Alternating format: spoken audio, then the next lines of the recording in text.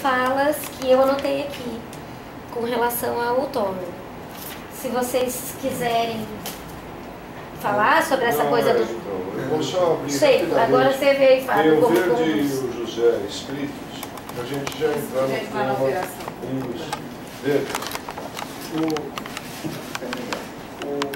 que eu queria falar para você em cima do que você falou do 2 e 4? É o seguinte, o índice não pode ser aplicado pura e simplesmente para qualquer tipo de atividade ou qualquer tipo de ocupação. Então, por exemplo, a própria legislação que ainda tem hoje, com tantas falhas que ela tem, ela, por exemplo, determina o seguinte: se você vai fazer um prédio todo comercial, o índice é menor. Por quê? Porque esse prédio, às vezes, vai ter uma demanda maior de pessoas durante o dia, principalmente de automóveis, diferente de um prédio que vai ser construído naquele lugar, por exemplo, só residencial. No mesmo zoneamento, você está dizendo? No mesmo zoneamento. Então, você dá um pouco mais de índice para quem vai fazer habitação por causa da necessidade de habitação. Mas a gente não pode abrir mão da questão comercial. Por outro lado, o que nós estamos vendo que está acontecendo ultimamente? Por causa de questões econômicas, financeiras, etc., só está valendo a pena empreendimentos com grande porte. Principalmente na questão seguinte: quanto mais gente estiver morando, menos vai se pagar de condomínio, mais viável vai ser morar naquele lugar, mais infraestrutura você vai ter no prédio, nos condomínios públicos, etc.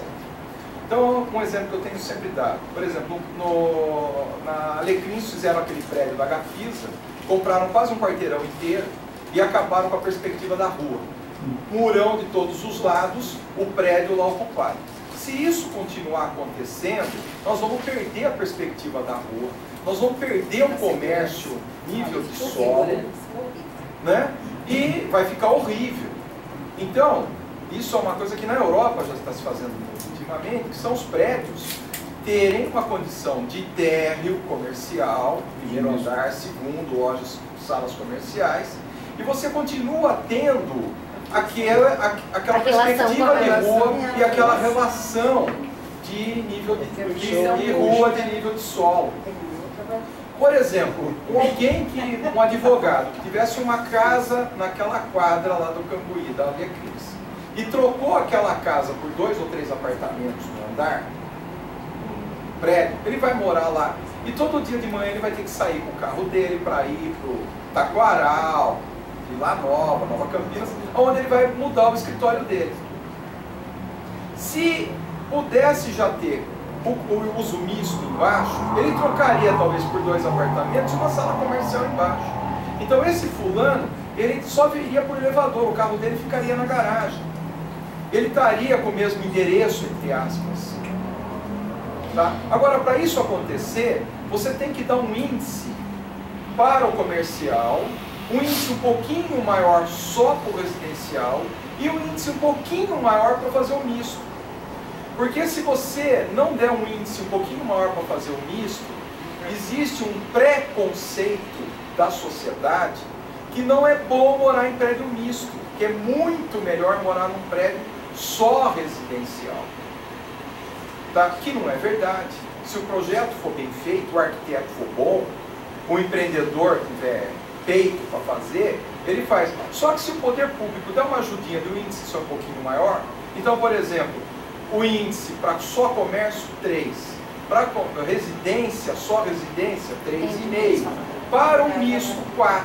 Então vai haver um desejo, entre aspas, do empreendedor talvez partir para um prédio misto. Você acha que a outorga que a gente está imaginando, onde hoje, essa coisa do misto a gente concorda 1000%, é a tal da fachada ativa que a gente fala aqui, desde e fruição pública, né? Então, assim, algumas questões. A gente está propondo que os HMV5 da vida, ou HMV, qualquer um que seja, ou qualquer multifamiliar, que anexe lotes, por exemplo, que ele tenha que manter um X de permeabilidade visual, para começar. Né, considerando que hoje o que nós temos é 6.031. Então, a 6.031 a gente tem os HCSEs, que são os mistos, que ninguém usa.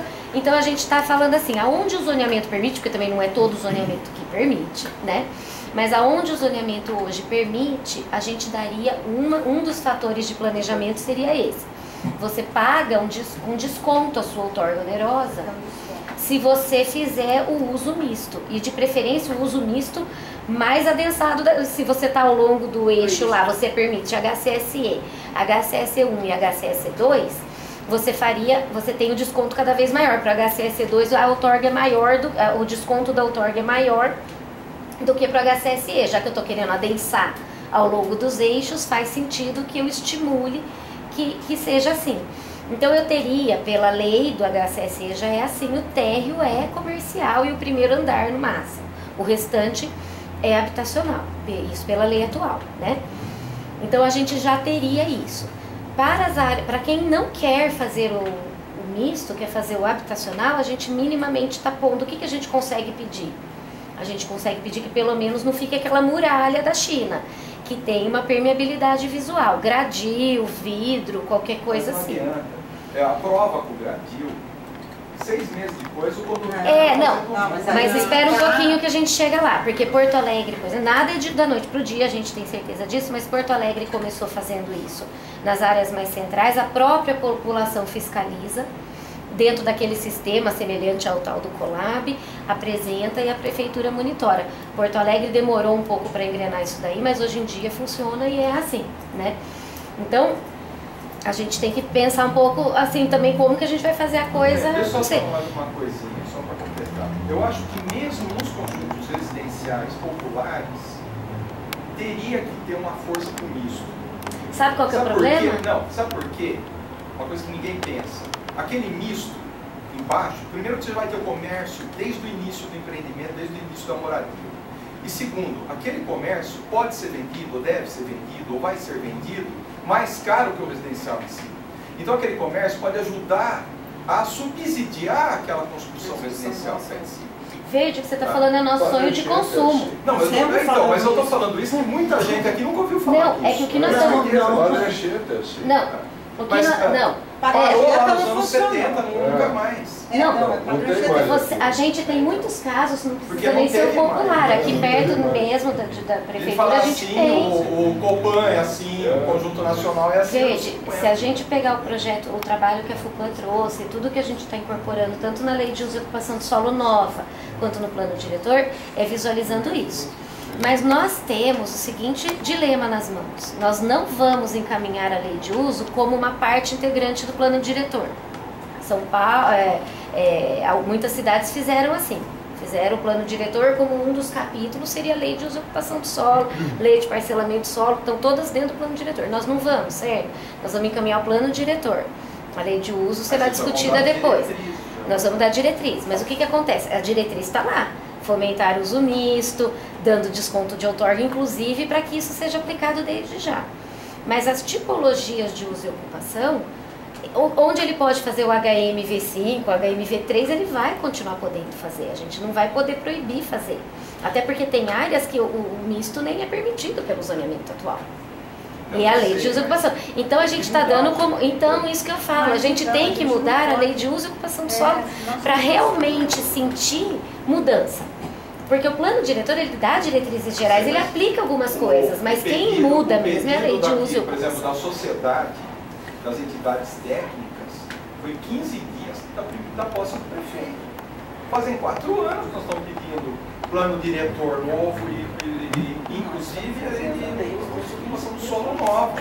É claro, mas é a nossa intenção também. A intenção é essa. A gente sabe há muito tempo que as coisas... Agora, essa questão do 2, 3, acho que agora eu entendi. Não sei, meninas. Vamos pensar sobre isso. Eu que falei sobre esse assunto, a gente precisa entender as coisas, porque se trata de uma questão de implantação de uma lei, numa vontade social, assim, que repercute numa resistência ou numa aprovação.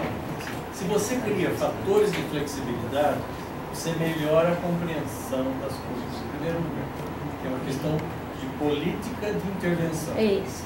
Em segundo lugar, quando você explica para alguém, o pessoal está querendo saber por que você falou no 3, eu pergunto, por que não? É uma pergunta importante de você responder. Por que o 2, por que o 4? Você fala, bom, aqui em torno do dos eixos viários e tal, é 2, porque eu não quero fazer prédio muito alto lá, não sei o quê. E lá, próximo dali, pode ser 4. E no meio do caminho entre os 2 e o 4? Quem que vai entender que aqui é o 2 e ali só pode ser um limite de 4? Por que não 3 no meio disso? E em que situações o 3 pode e em que situações ele não pode? Tudo discutido. Você cria um fator de compreensão melhor, de, vamos dizer assim, como se fosse um rito de passagem entre itens, entre índices, que não conversam entre si. O 2 e o 4 não conversam entre si. Um é o dobro do outro. Não dá para compreender que entre um e o outro só resta ser o dobro do primeiro. Não dá para compreender isso, compreende? Uma cidade tão complexa como a nossa. A nossa intenção, desde o início da revisão do plano diretor, é a simplificação de todas as leis, né? Você pega 6.031, você tem que quase que ser pós-doc para entender aquela. Não é uma lei simples. Sim. Né? Eu trabalhei muitos anos na Secretaria de Urbanismo, era DU na minha época, era departamento, né? Eu trabalhei lá muitos anos, então quando vinha um engenheiro, um arquiteto, não estou nem falando do cidadão comum, mas vinha um engenheiro ou um arquiteto de fora de Campinas, você não sabia nem por onde começar a explicar, para começar que você começa de trás para frente, de tão complexa que a lei é. Então, a intenção de simplificar é a seguinte: poucos coeficientes, poucas tipologias, e o mercado dá conta de trabalhar com isso. Se a gente tiver prédios baixos e alguns cucurutos de prédios altos, nós não teremos nenhum problema com isso. Alemanha, em Berlim, nós temos uma situação exatamente como essa, né? No encontro de vias, de um certo raio, a gente tem os prédios mais altos, né? Então, são opções de planejamento. Eu entendo a colocação, agora eu entendi a questão da mescla aí das tipologias, estou entendendo a sua ponderação. Eu tava em dúvida se vocês estavam entendendo que no 4 você chegava no 3. Não, né? a gente entende desde porque o Pupo achou, né, que a gente estava entendendo errado. O problema também é o seguinte: sabe as desconfianças em relação ao público? Que hoje você tem a melhor das intenções e as coisas acontecem, lá na frente alguém modifica só o item tal do plano diretor. Aí, então, alguém diz assim: antes a regra era uma linha que definia assim: você pega o que você quer menos o 1 dá tanto. Aí, se, vamos dizer assim, num certo momento alguém fala, mas se for do 4 para o 1, vai ter uma progressão numa equação com índice, com coeficiente angular diferente, ou exponencial. Aí você está ralado. Então, se você tem um crédito, tudo é possível mesmo, né? Mas acredita no que eu estou falando. Eu acredito, porque a gente vivencia. Chegar com uma sanha aí. O artigo tal da lei. Eu não acho que vocês estão com a vontade de arrecadar. Eu nunca disse isso, ninguém disse até agora isso. Só o Iris Gandler. Então, se você põe esses intermédios, fica mais claro que a sua vontade é domar o assunto e não trazer de caixa para a prefeitura. Você compreende? Claro. E o caixa pode até vir. Se você não arrebenta demais a porta, vem mais caixa do que se você quiser arregaçar a porta. Você entendeu? A nossa opinião é essa. E até assim, entrando na coisa da simplificação, eu esqueci de comentar a fala do Denis, que além de falar do 2 e do 4, falou também dos envelopes solares. E a gente assistiu várias vezes a palestra, a gente conhece o trabalho que você desenvolveu, mestrado e doutorado, e eu admiro muito esse trabalho. Mas quando a gente pensa que cada tamanho de lote você chega num gabarito de altura, e isso vai dificultar a nossa visão da simplificação. A gente ainda não tem essa coisa mais simples de onde você... Porque à medida daqueles exemplos que você apresentou na Nova Campinas mesmo, à medida que o terreno é maior, você verticaliza mais, né? Porque você tem o acesso ao solo numa face maior. Como que você coloca isso numa legislação de uma forma simples? O cidadão comum, o leigo, chega aqui e fala: eu quero saber quanto eu construo no meu lote. Esse é o nosso objetivo. Então a gente não conseguiu chegar nessa maturidade. Podemos discutir, podemos conversar, podemos tudo. Mas a gente pensou nessa coisa da simplificação porque é menos menos é mais, né? Quando a gente sai de uma lei complexa, parte para uma lei mais simples, mas que coloca questões urbanísticas mais atuais, como a fruição pública, a fachada ativa, a outorga onerosa, transferência do direito de construir, que é um outro instrumento interessante, que eu acho que seria legal discutir aqui no Conselho. Quando a gente trabalha com essas questões, seriam muitas variáveis para a gente administrar num único passo legal, por assim dizer. O que nós estamos fazendo? A gente está utilizando essa análise de insolação nos projetos de empreendimento de GAP. Nós temos um desenhista aqui que é o Elias. Então, de repente, do adensamento maior, que às vezes quer com relação ao HMV5, a gente faz um estudo de iluminação e ventilação, considerando o solstício de verão e inverno, e aí a gente tem proposto algumas alterações na disposição de prédios que acaba incidindo em sombreamento do entorno, né? Então a gente não tem isso ainda regulamentado em lei, mas nós temos aqui o Elias, né, Anitta, dentro de um empreendimento que a gente está estudando, que é a questão do Guarani, né, que é a viabilização do empreendimento naquela região. E aí a gente está fazendo a nossa análise em estudos de iluminação e ventilação, né, também, um dos, né, fora diretriz viária, fora tudo, né. Então, mas a gente está usando isso. Né? A aplicação do modelo solar aparentemente é complicado, né? Isso software isso. Mas é de uma simplicidade. E aí depois se você tem alguma métrica que possa, porque é difícil você traduzir isso em lei, que o leigo tem que ter esse software para apresentar os estudos para a gente poder analisar, né? Então, mas a gente está tentando viabilizar, né? Estamos estudando como isso incorporar, tá? Mas nas análises nossas de GAP tá. E deixa eu aproveitar, com relação ao verde, essa questão de uso comercial em áreas de interesse social, quando é de baixa renda, de 0 a 1 salário, agora 1,5 do Minha Casa Minha Vida, a Caixa vem com restrição e às vezes a inviabilização desses projetos quando embaixo é o uso comercial e em cima é residencial, porque ela passa a ser a gestora do empreendimento. Assim, nos meus anos de habitação, 10 anos que eu fiquei em Secretaria de Habitação, era um dos problemas para viabilizar, até para a gente equacionar aqueles comércio informal que se instala nesses empreendimentos, né? Precisa levar a caixa para passear lá no Baixo. Leva no Bassório. E aí, o que Pra ver como resolve. E até o Abaeté, até o Vila Olímpia. Ver o Bassório, como está bem resolvido, não tem no comércio. Então, assim, baixo. isso foi uma demanda da gente, da PT, fizeram uma moção com os conselhos, representantes da Câmara Temática da Habitação, até o Kim, que é conselheiro da região, e levou ao Ministério das Cidades para que mude o regulamento interno, que é uma demanda, entendeu?